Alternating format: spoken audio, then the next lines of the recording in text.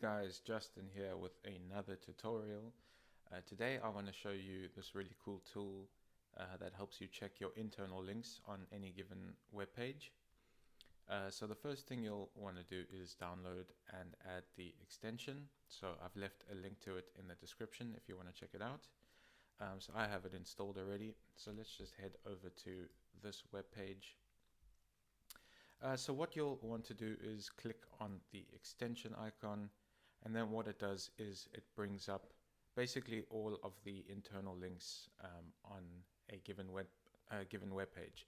So you can see in this example there are 170 internal links on the page, so that is quite a lot, and yeah, to go through those manually would take you a long time. And of course there are tools like Screaming Frog out there which also make this kind of job a lot easier. But the nice thing about this tool is that you get to check a live web page in your browser. So once you've clicked the extension, like I mentioned, it collects all of the internal links. So you can basically highlight them. So what it will do is it will highlight all of the internal links on the page, which is a really handy feature. And also you can skip through different internal links as well. So as you can see, there's a blue sort of rounded border around this internal link, and so yeah, you click next link and then it just takes you through the page. So you can export these, you can copy the URLs, paste them into a spreadsheet. I believe right now the only feature is to download it by text. Yeah, that is correct.